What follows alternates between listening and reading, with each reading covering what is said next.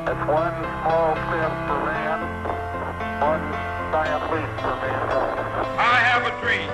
One day, this nation will rise up, live out the true meaning of its creed. We hold these truths to be self-evident, that all men are created equal. The world will little note no longer remember what we saved, but it can never forget what they did. Ask not what your country can do for you. Ask what you can do for your country.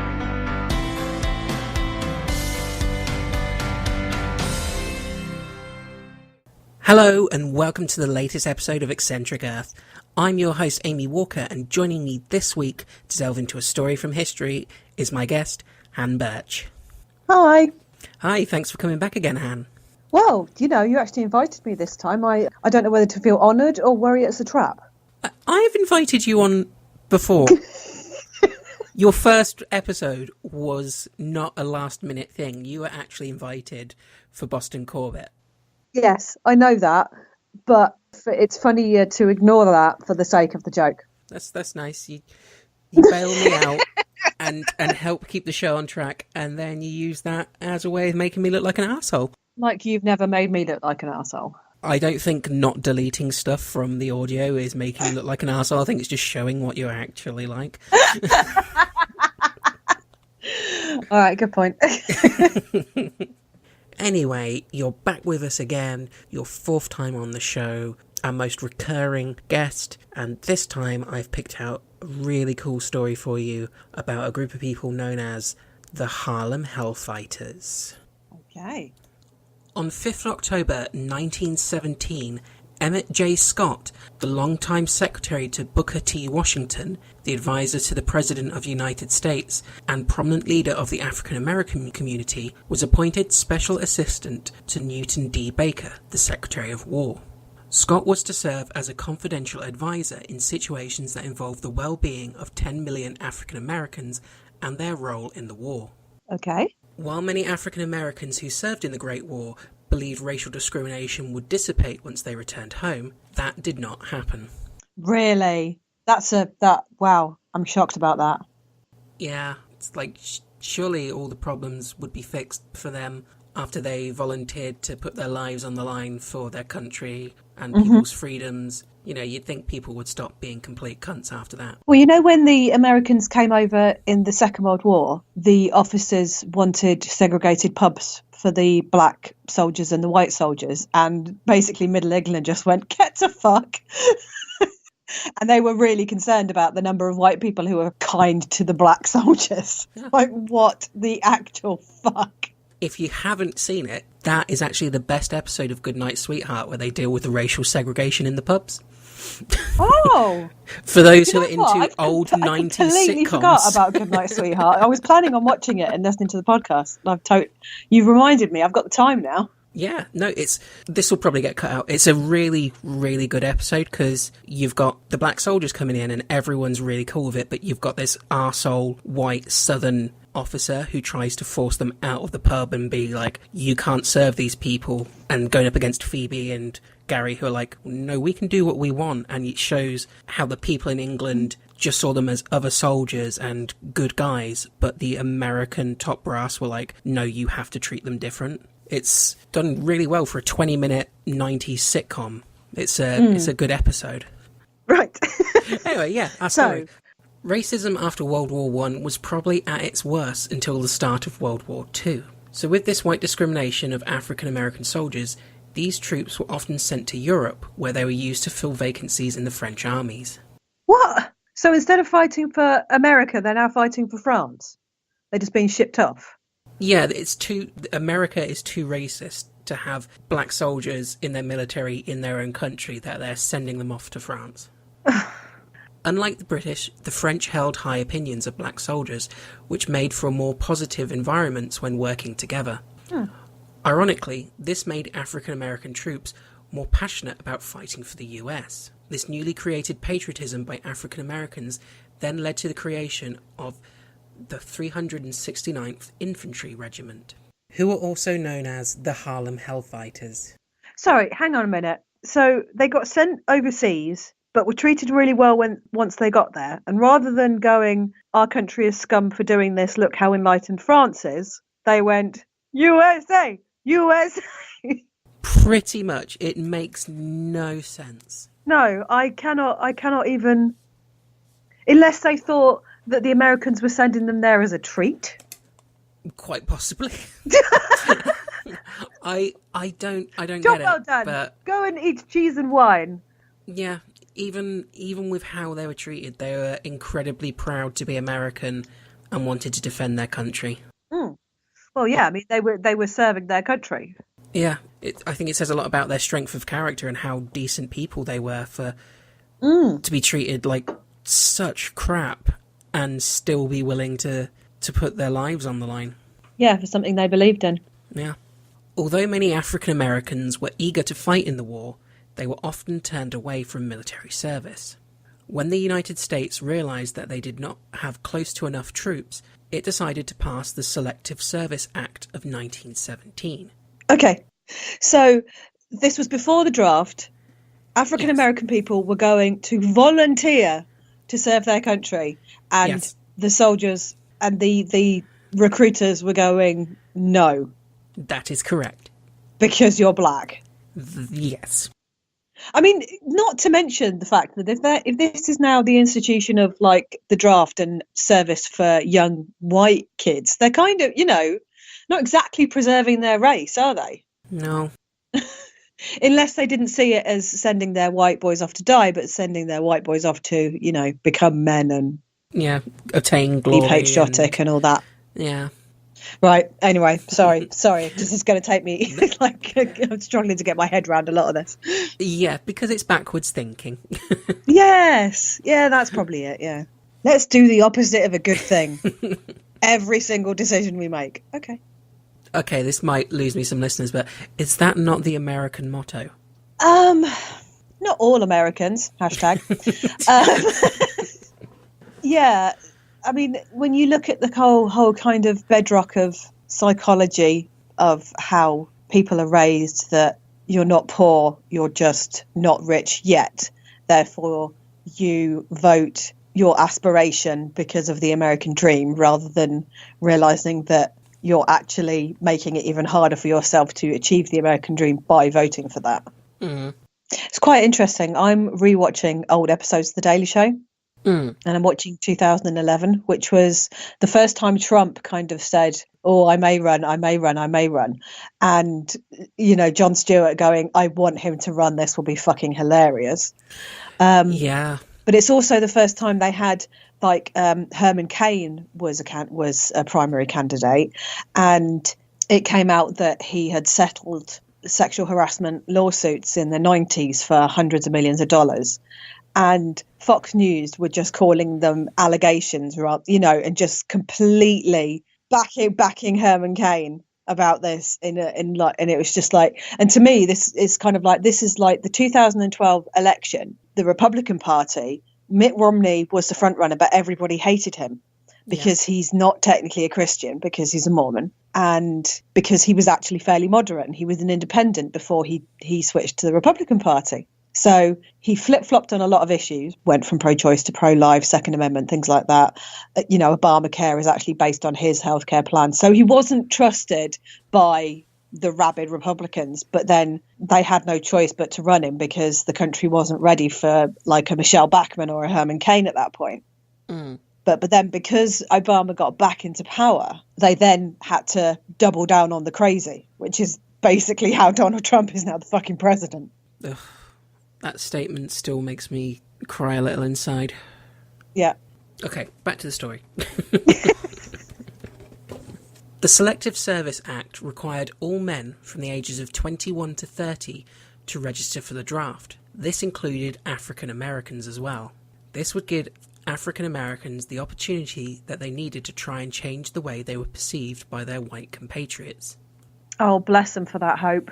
Once the US entered into World War I, many African Americans believed that entering the armed forces would help eliminate a racial discrimination throughout the United States.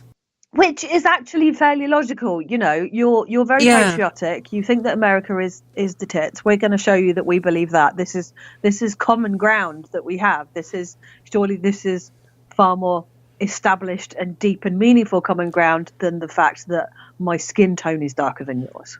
Well, yeah, it's a perfectly logical, reasoned argument, which is why it stands no hope in hell of working against racism, which is the opposite of all of those.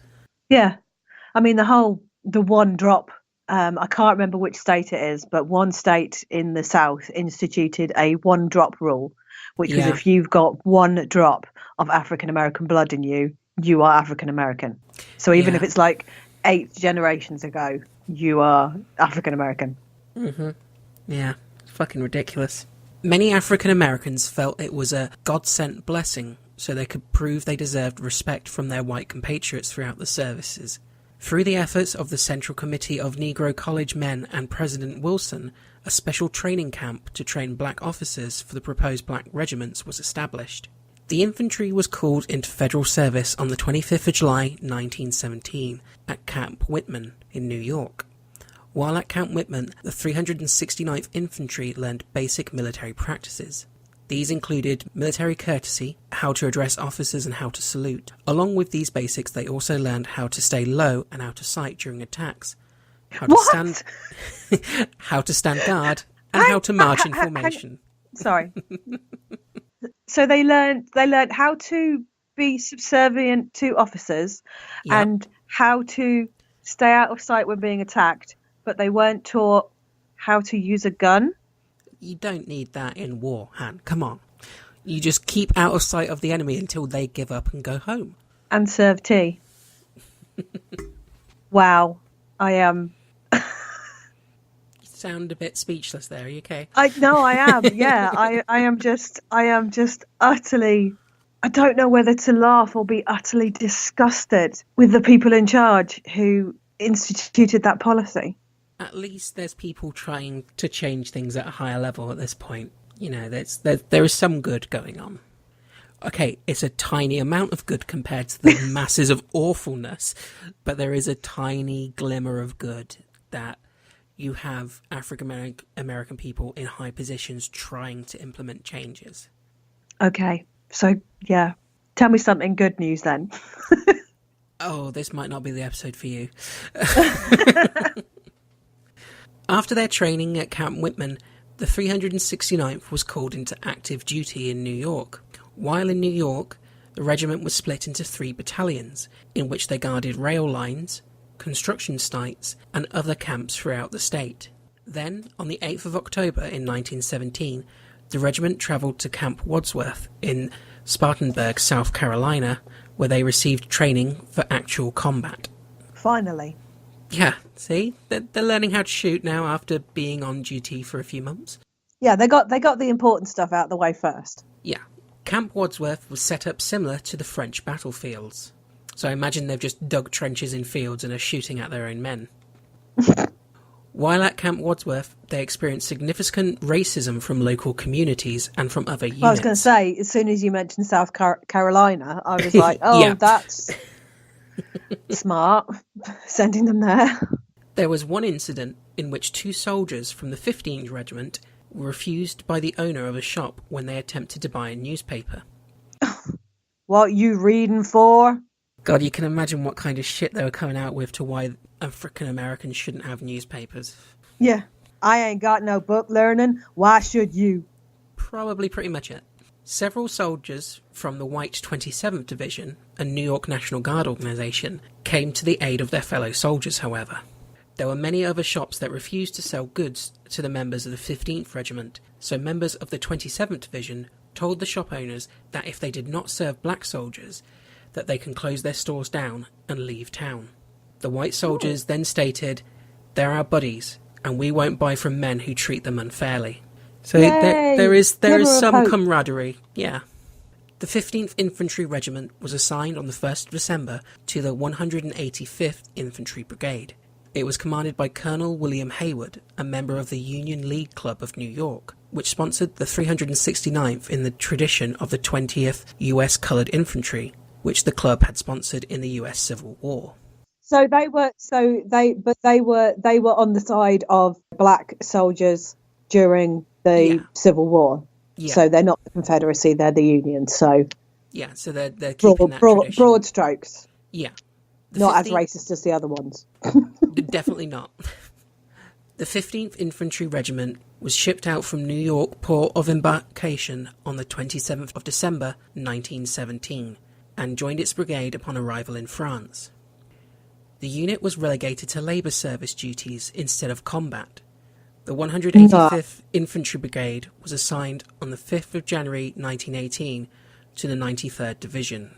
The 15th Infantry Regiment was reorganised and redesignated on the 1st of March as the 369th Infantry Regiment, but the unit continued labour service duties while it awaited decision as to its future.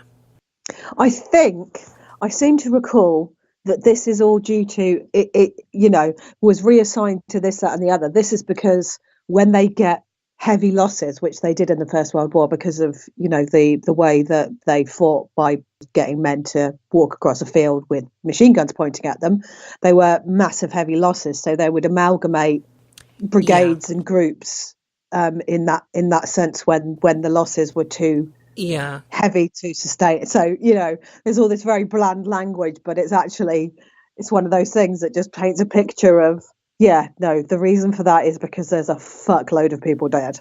I think it's also in part because they didn't quite know what they wanted to do with a regiment of black soldiers. So they just kept shifting them from one shit assignment to another. Rather than putting them in combat, which is what they wanted, what they trained for. They're just being moved around from place to place behind the front line. It's almost like they're being treated like what's that word? Celebrities. Begins with a. No, close. Slaves? Slaves to the rhythm. I don't know where you're trying to go with this one, Han. This is like the weirdest sort of comparison thing you've ever done. I actually have no comeback. Damn. You win this round. The US Army decided on the 8th of April 1918 to assign the unit to the French Army for the duration of the American participation in the war, because many white American soldiers refused to perform combat duties with black men. Oh, for fuck's sake. That sentence just makes you so happy to be white, doesn't it? Oh my, what the fuck? White people are so fucking the worst. I can't even... The men were issued French weapons, helmets, belts and pouches, although they did continue to wear their US uniforms. After the regiment's limited combat training stateside, they were issued Springfield rifles, which they had to give back after being assigned to the French. In place of their Springfields, the 369th received the French Lebel rifle, which had a reputation for reliability, but was temperamental and annoying to load. How can it be both reliable and temperamental? I don't know. I just read the information I've found. I think it means they're more durable, but they can sometimes get a bit more finicky in certain ways. Yeah, either that or as long as you get them loaded, they won't jam. Yeah. But getting them loaded is the faff. So they were given, in the Americans' eyes, less good weaponry. Yes. That they weren't trained on. Correct. By order of the Americans. Correct. Carry on. Some members of the regiment, like Captain Hamilton Fish, saw the exchange as a bit of a disappointment. The Lebels were nowhere near as good as our Springfields, he said in a later account. The French, you see, were great believers in the hand grenade. Their rifles seemed more or less something to put bayonets on instead of shooting. And the way he categorised it was slightly disappointing. Yeah. Not, you motherfuckers. While in the United States, the 369th Regiment was subjected to intense racial discrimination and its members looked down upon. It suffered considerable harassment by both individual white American soldiers and even denigration by the American Expeditionary Force headquarters, which went so far as to release a notorious pamphlet titled secret information concerning black American troops, which warned French civilian authorities of the alleged inferior nature and supposed rapist tendencies of African Americans. Yep. The pamphlet essentially warned the French that if they worked too closely or too well with the members of the regiment, the Americans would hold it against them. This next part is a direct quote from the pamphlet.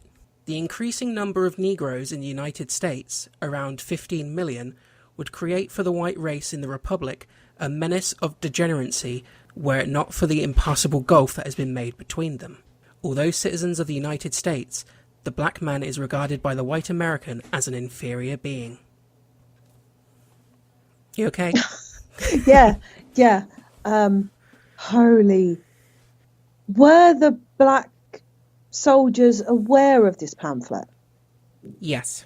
This was given out to the French, who the Hellfighters were working alongside, so they would have been aware of this. Oh my. I have no words. Yeah. I can't. I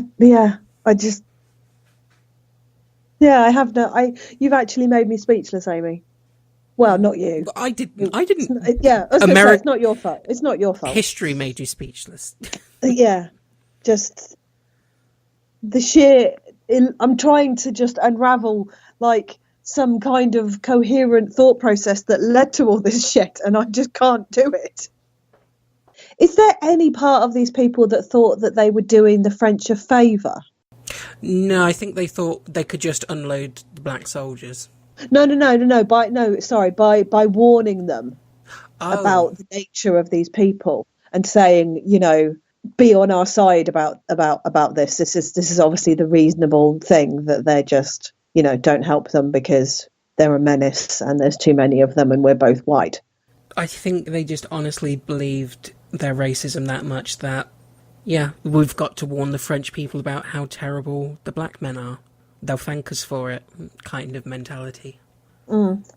Which, it should be too crazy to be the logical explanation, but...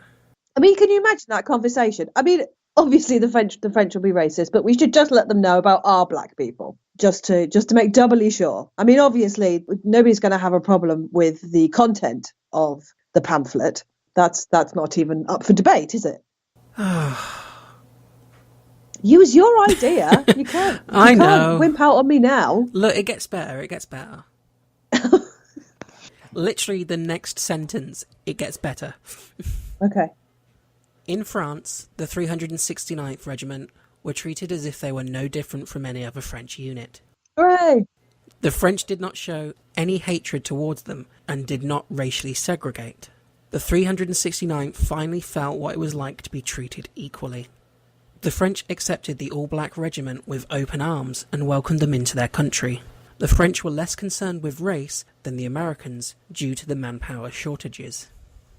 So they're just happy to have anyone. They don't give a shit who they are. Yeah. Because they're not complete dicks. Because they appreciate the fucking help. Yeah. They're like, oh, you're willing to fight for us. You're awesome. By the time the 369th made its way to the trenches, each member of the regiment was paired off with a French counterpart, a stab at forced harmony that would have been unthinkable in the American military at the time.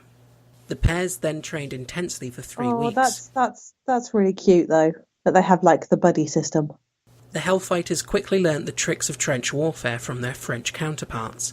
Those tricks included cutting off the tails of their overcoats so they wouldn't get weighed down with mud and water, carving grooves in the mud wall with shovels to make it easier to climb out of the trenches, or curling up balls of barbed wire during the day so that at night they could be carried with ease and then quickly unfurled to reinforce the defences.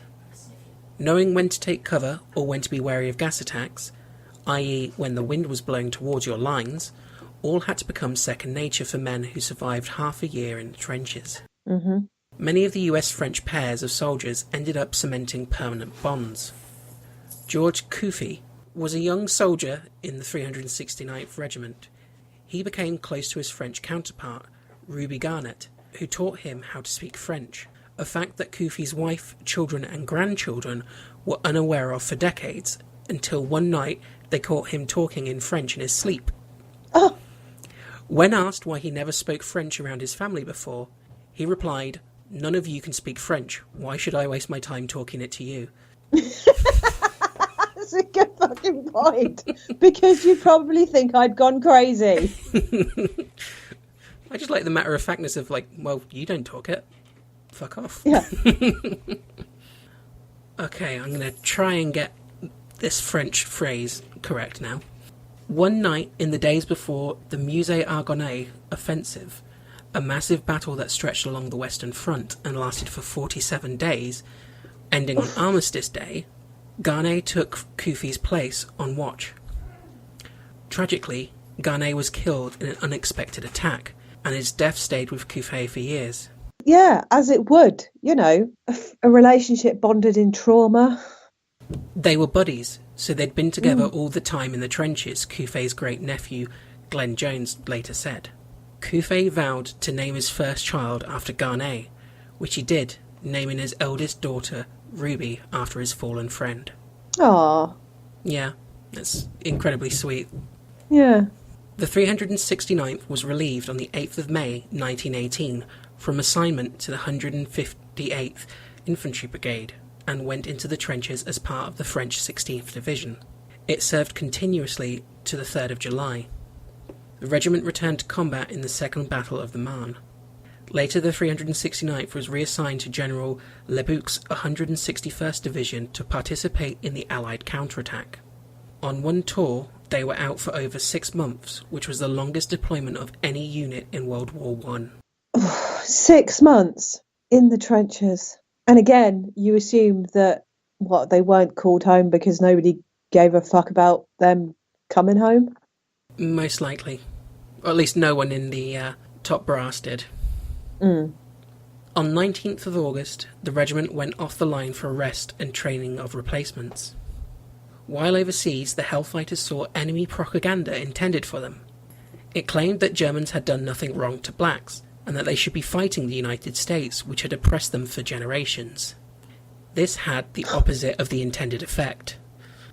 So the Hellfighters saw this propaganda and went, "No, fuck you, Germany," which, surprising as the Germans made a very valid point, I feel there. Yeah. On the 25th of September 1918, the 4th French Army went on the offensive in conjunction with the American drive in the Musée Argonne. The 369th turned in good accounts in heavy fighting, sustaining severe losses. However, they captured the important village of Séchault. At one point, the 369th advanced faster than the French troops on their right and left flanks, and risked being cut off. By the time the regiment pulled back for reorganisation, it had advanced 14 kilometres, or 8.7 miles, through severe German resistance. They were 14 kilometres ahead of everyone else. Yep. So they were in the trenches for longer than anyone else in the entire war, and they were kicking ass better than everyone else. Using equipment they weren't familiar with, and working alongside soldiers whose language wasn't their first language. Yeah, all that. Yeah. Makes you think just how much more badass they'd have been if the Americans hadn't been complete bastards to them. Yeah, makes you think that, perhaps there is some value to those people. Or am I just reading too much into it? I don't think anyone's going to come out of this thinking that about them. Let's be honest. Can you see the Americans doing that in 1918? It was just luck, probably. It was probably the French that did it. Yeah. In mid-October, the regiment was moved to a quiet sector in the Vosges Mountains. It was there on the 11th of November, the day of the armistice. 6 days later, the 369th made its last advance, and on the 26th of November, reached the banks of the River Rhine, the first Allied unit to do so. The regiment was relieved on the 12th of December 1918 from assignment to the French 161st Division. It returned to the New York port of embarkation and was demobilised on the 28th of February 1919 at Camp Upton in New York, and returned to the New York Army National Guard. 2 Medals of Honor and many distinguished service crosses were awarded to members of the regiment. The most celebrated man in the regiment was Private Henry Johnson, a former Albany, New York rail station porter who earned the nickname the Black Death for his actions in combat. It's a good nickname. It is a Strong. really good nickname. Yeah, I read that one and was like, okay, that guy got the best nickname. Yeah, I approve of that nickname. In May 1918, Johnson and Private Needham Roberts fought off a 24-man German patrol, though both were severely wounded doing so. 24 versus 2? Yes? 24 versus 2. Yeah. That's... Hardcore? Yeah, that's some, like, why isn't there a movie of this? I think we both know why there's no movie of these guys. Because they're black. After they expended their ammunition, Roberts used his rifle as a club, whilst Johnson battled the Germans with his bolo knife. Oh my god! Like a zombie attack. Reports suggested that Johnson killed at least 4 German soldiers and may have wounded the rest. Wow. Okay, I just realised there is something about this that isn't in here, which was the wounds he took during this. So I'm just going to bring that up because it is insane. Yeah. He suffered 21 wounds during that fight, including gunshots and knife wounds. 21? Yeah. So that's almost like every single soldier got a licking before he injured or killed them. Pretty much. Yeah. Whilst black achievements and valour usually went unnoticed, despite the fact that over 100 men from the 369th were presented with American and or French decorations. Amongst these honours, Johnson was the first American to receive the Croix de Guerre medal. War cross. Oh, is that what that means? Yeah, cross of war. I don't speak French, so didn't know that. On the 13th December 1918, 1 month after Armistice Day, the French government awarded the War Cross to 170 individual members of the 369th, and a unit citation was awarded to the entire regiment. Awesome. The awards were presented by General LeBouc himself. One of the first units in the United States Armed Forces to have black officers, in addition to all black enlisted men, the 369th compiled a war record equal to any other US infantry regiment. It earned several unit citations along with many individual decorations for valour from the French government. The 369th was the first New York regiment to return to the United States, and was the first unit to march up Fifth Avenue from Washington Square Park Arch to their armory in Harlem. And what a homecoming it was. Oh no, it was. Oh, okay. They got a fairly moderate sort of homecoming parade through most of New York, and then they hit the black neighborhoods, and it was like their heroes had come home. They had the confetti, they had the screaming crowds. They were treated with what they needed to have been treated with. How they should have been treated everywhere. Yeah. Their unit was also placed on a permanent list with other veteran units. So they have been officially recognised. In recapping the story of the 369th, Arthur W. Little, who had been a battalion commander, wrote in the regimental history, From Harlem to the Rhine, it was official that the outfit was 191 days under fire, never lost a foot of ground, or had a man taken prisoner. On 2 occasions, men were captured, but were recovered. Only once did it fail to take its objective, and that was largely due to the bungling by the French artillery support. That's amazing. Yeah, they were pretty much the best regiment in World War One, and most people will probably have never heard of them. Whilst overseas, the regiment made up of less than 1% of soldiers deployed, but was responsible for over 20% of the territory of all the land assigned to the United States. The Hellfighters band was relied upon not only in battle, but also for morale. By the end of their tour, they became one of the most famous military bands throughout Europe. They followed the regiment overseas and were highly regarded and known for being able to immediately boost morale. During the war, the regimental band, under the direction of James Reese Europe, became famous throughout Europe for introducing the until then unknown music called jazz, to the British, French and other European audiences. Their parade through the city on February the 17th became an unofficial holiday of sorts for Harlem.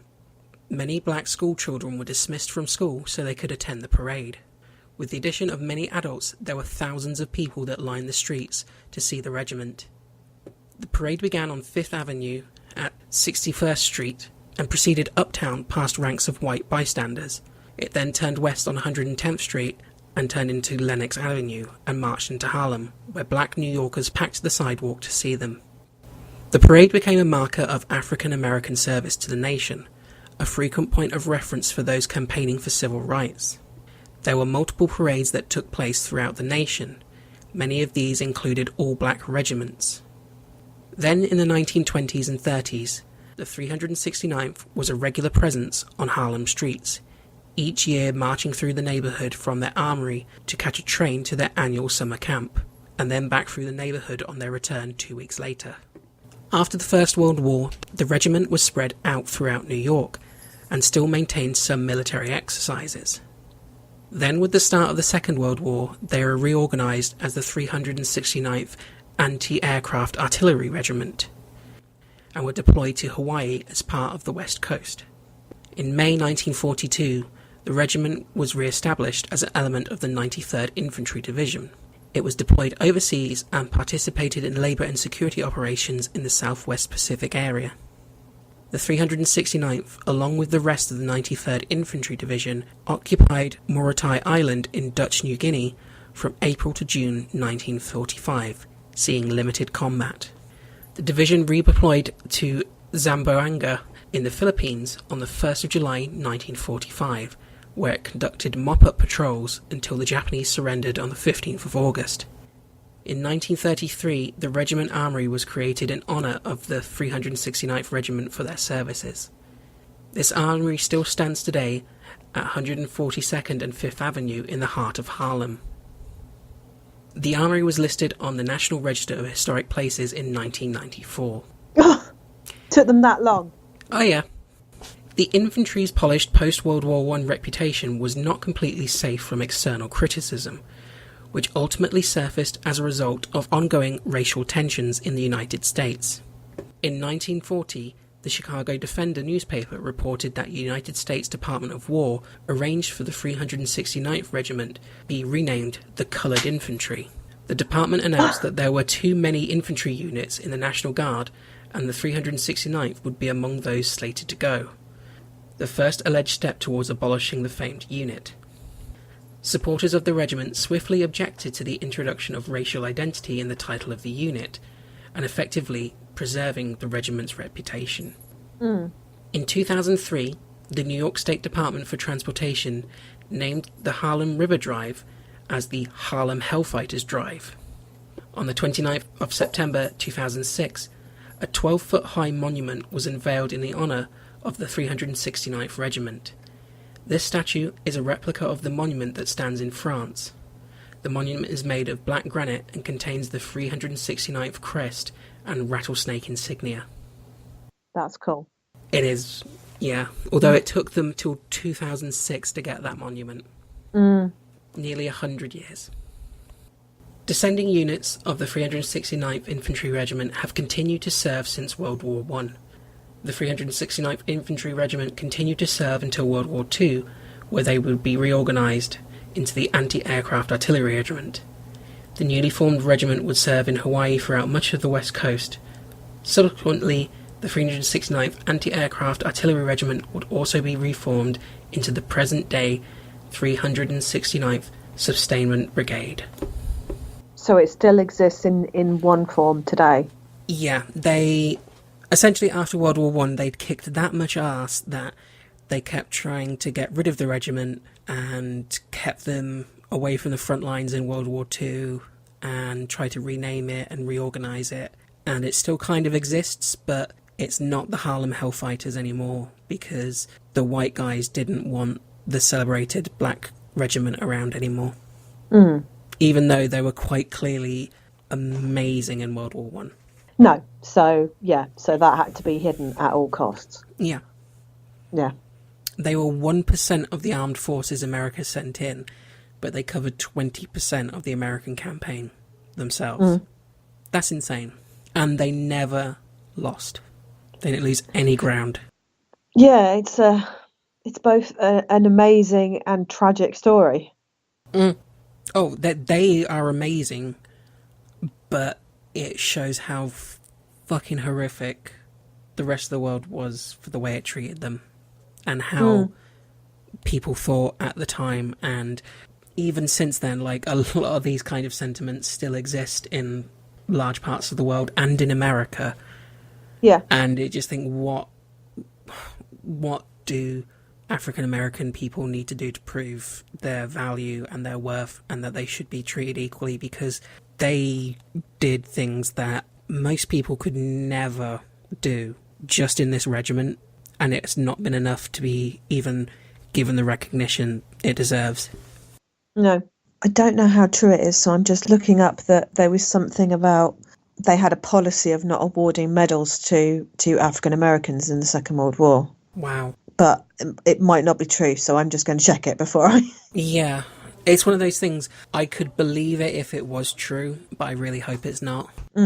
Right, okay. During World War II, African American enlistment was at an all-time high, with more than 1 million serving in the armed forces. However, the US military was still heavily segregated. The Marines had no black enlisted in their ranks. There were blacks in the Navy Seabees and the United States Air Force. The Army had only 5 African American officers. Wow. In addition, no African American would receive the Medal of Honor during the war, and their tasks in the war were largely reserved to non-combat units. Black soldiers had to sometimes give up their seats in trains to the Nazi prisoners of war. What? Oh, for fuck's sake. It would take over 50 years and a presidential order before the US Army reviewed their records in order to award any medals of honor to black soldiers. Wait, 50 years from World War II? Yes. So the 90s? Yes. On January the 13th, 1997, Bill Clinton, in a White House ceremony, awarded the nation's highest military honor, the Medal of Honor, to, bear in mind, there were 1 million enlisted black men in the army. How many medals of honors do you think they got? It's going to be something stupid. In 1997. They're going to be like 5. 7. Oh, And just to add a little bit of joy, only one of them was still alive. what the fuck is wrong with the world? So, soldiers who earned the Medal of Honor during World War II were denied it because they were black, and then it took until the late 90s for them to be posthumously awarded. But even then, they only gave it out to 7 people. Mm-hmm. Fucking racist bastards. Now I'm just going to see how many Medal of Honours were awarded to white soldiers in World War II. Right, here we go. List of Medals of Honour recipients for World War II. Okay, do you want to guess a number? Oh, it's going to be something horrifically high, isn't it, compared to African Americans? So I'm going to say several thousand. Not quite, 464. Oh, okay. It's still a horrible amount. Yeah. It's the highest honour. So they're not going to give out, you know, there's honours like before the Medal of Honour. The Medal of Honour is the baddest of the badass medals. The recipient must have distinguished themselves at the risk of their own life above and beyond the call of duty in action against the enemy of the United States. Due to the nature of this medal, it is commonly presented posthumously.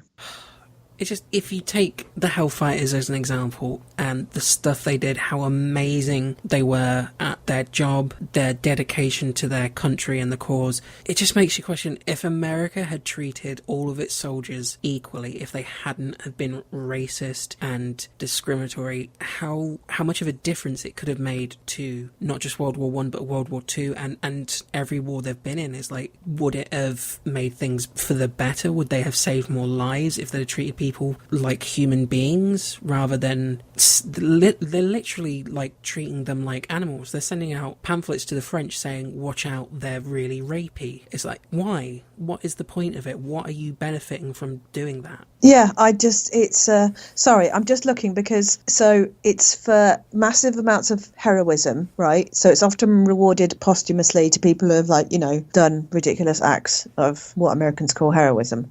So the white ratio is 464 awarded. 57% of those people, it was awarded posthumously. So 57% of those died in battle. Yeah. So I'm just seeing what the percentage of the 1, 2, 3, 4, 5, 6. Sorry, my brain's a bit. So there's six had already. So it's 4 of them died in battle. Okay. So it's okay. So it is about the same ratio, if you see what I mean. I don't know what I was. I've just tried to do maths. It's melted my brain. I'm sorry. I don't even know what point I was trying to make. That's okay. Sorry. This is one, I don't know how to feel about this episode. It's not all great, but at the same time, the men of the Hellfighters are amazing, and I have nothing but respect and admiration for them, but I can't listen to the story about how they are treated without feeling anger and probably I'm going to have to say a little bit of shame at, like, you know, as a white person, I can't believe, you know, I have come from a system that treated other people that way. It's ugh. Well, thank you, Han, for joining me for this episode. I would say it's been a pleasure talking about the Hellfighters, but it has and it hasn't. It was both amazing and horrific. Yeah. So yeah, I'm glad that I know about it now. No, I am too. It's a fascinating subject and one that I'm going to be delving into more, because there are books and lots of articles online about the Hellfighters. So if it's something that interests any of the listeners, please do look into them more, because, you know, I just gave a very broad overview of their regiment, but the actual stories of their combat experiences and the acts of heroism they performed are absolutely amazing. So you should definitely check that out. But if you enjoyed the episode, you can also follow us online as well. We have a Twitter account, which is @Eccentric_Earth, and you can find us on Facebook and Instagram. We keep our social media up to date with information on new and upcoming episodes. If you want to write into us with any suggestions for episodes you'd like to see us cover, or with any feedback, questions or queries, our email address is eccentricearth@outlook.com. And we're available on all major podcast providers, so please make sure you subscribe so you never miss an episode. And you can even find us on YouTube now as well. So if you don't have a podcast provider, just go on to YouTube and you can find us there at Eccentric Earth as well. But thank you very much for joining me again, Han. It's been an absolute pleasure as always. Yeah, thanks for having me, Amy. And we will see everybody next time. Bye. Thanks for listening. Bye.